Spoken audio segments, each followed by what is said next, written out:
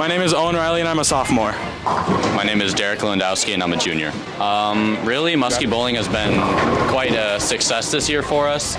Yeah, so far, who's we all gone against? PV, Davenport Central, and Bettendorf. And we were the first ones to beat PV out of the entire four teams at this point that they've gone against. And so we usually practice on Tuesday, Thursdays here, and some of us do weekend tournaments and Monday league.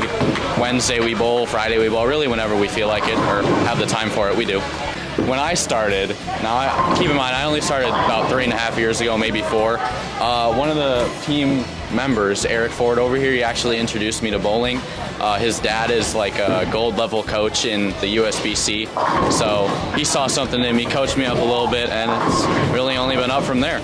I saw interest in bowling when I was about 4 years old. I did the Pee Wee leagues and I just kind of advanced as I got better. It's been a very slow increase, but just this year I've seen a lot more exponential growth than I have in any of the past years. It kind of almost ran in the family. My mom did it, and then my oldest brother did it, then my middle brother, so I guess just why not continue it and just kept going. I'm Zoe Solfis and I'm a freshman. I'm Jenna Evans and I'm a senior. It's looking pretty good. I have strong hopes that we're going to go to state. We walked into this season not super sure about how we were going to do, but we actually aren't doing that bad. I like how we're very loud, very energetic, and we have a lot of team chemistry. We're all super close. Like, we have sleepovers like quite a bit, and we're all like besties.